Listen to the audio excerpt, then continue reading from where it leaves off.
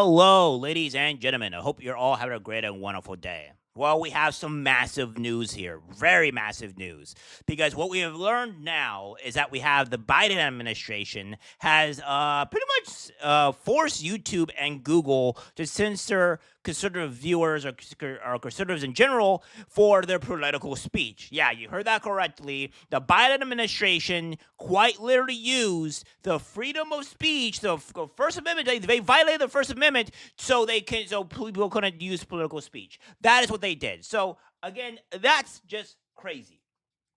Okay, again, we have this here for the post-millennial saying Google admits Biden admin pressured them to censor YouTubers. Will reinstate banned accounts. Goes on to say here, Google admitted that the Biden administration pressured the company to censor content on its platforms and has committed that they will reinstate accounts that were terminated from the platform. Now, Jim Jordan says this.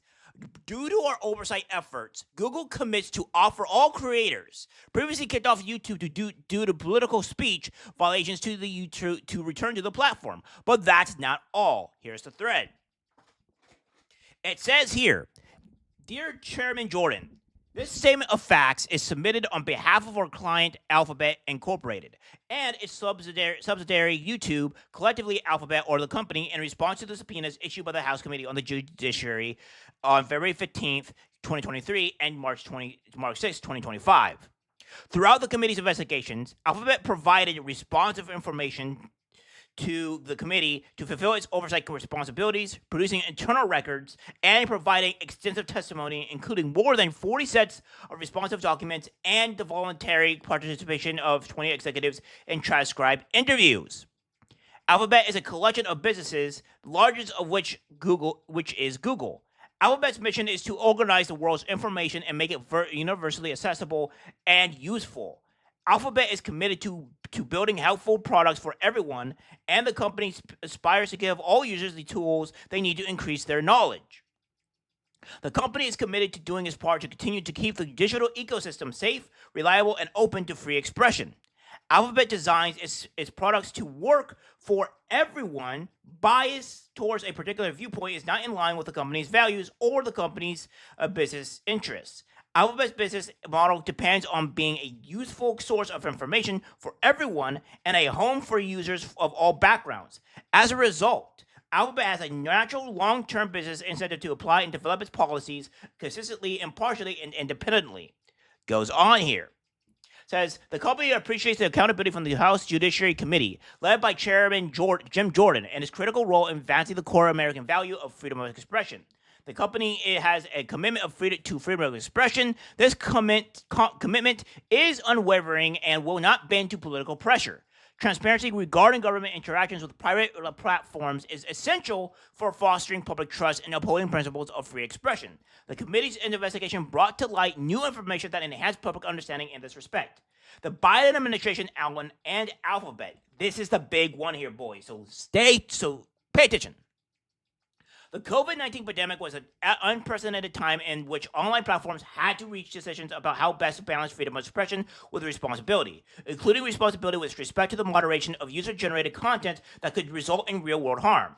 Senior Biden administration officials, including White House officials, conducted repeated and sustained outreach to Alphabet and pressed the company regarding certain user-generated content related to the COVID-19 pandemic that did not violate its policies. While the company continued to develop and enforce its policies independently, Biden administration officials continued to press the company to remove non-violative user-generated content. As online platforms, including Alphabet, grapple with these decisions, the administration officials, including President Biden, created a political atmosphere that sought to influence the actions of platforms based on their concerns regarding misinformation. It is unacceptable and wrong when any government, including the Biden administration, attempts to dictate how the company moderates content, and the company has consistently fought against those efforts on First Amendment grounds. Goes on to say here, no matter of the political atmosphere, YouTube will continue to enable free expression on its platform, particularly as it relates to issues subject to political debate. Political debate and discussion are in the public's interest, which is why YouTube expanded its approach to educational, documentary, scientific, and artistic content on the platform. In contrast to other large platforms, YouTube has not operated a fact-checking program that identifies and compensates fact-checking partners to produce content to support moderation. YouTube has not and will not empower fact checkers to take action on or label content across the company's services. YouTube also began offering a feature on YouTube beginning in June 2024 that allows users to add notes to provide relevant, timely, and understandable context on videos. The pilot is available on mobile in the US and in English, and YouTube continues to collect feedback on the feature. YouTube also features an extensive comment section where viewers can comment and share their views on content posted by creators. The company terminated channels for repeatedly violating its community guidelines on elections integrity content through 2023 and COVID-19 content through 2024. Today, YouTube's community guidelines allow for a wider range of content regarding COVID-19 and elections integrity. Reflecting the company's commitment to a free expression, YouTube will provide an opportunity for all creators to rejoin the platform if the company terminated their channels for repeated violations of COVID-19 and elections integrity policies that are no longer in effect. YouTube values conservative voices on its platform and recognizes that these creators had extensive reach and play an important role in civic discourse. The company recognizes these creators are among those shaping today's online consumption, landing must-watch interviews, giving viewers the chance to hear directly from politicians, celebrities, business leaders, and more. Goes on to say, and finally, the committee has taken important investigative steps to highlight that onerous obligations under laws such as the Digital Services Act and Digital Markets Act may stifle innovation and restrict access to information.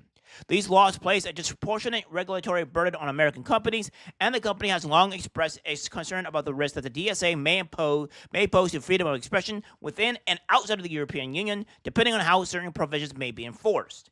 The DSA can be interpreted in such a way as to require Alphabet and other providers of intermediary services to remove lawful content, jeopardizing the company's ability to develop and enforce global policies that support rights to free expression and access to information.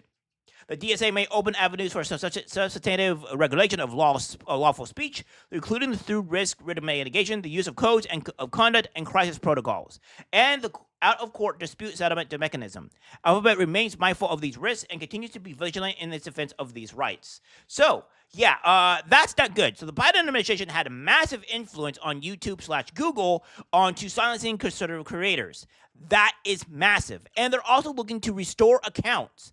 This is huge, and this is a huge thing as well, because this goes to show that the leftists are saying, "Oh, well, the right, they've never been censored. There's no evidence of this." And boom, a few days later, we end up finding out that this is exactly the truth. They have censored people. They have censored the right, and it was all due to the Biden administration.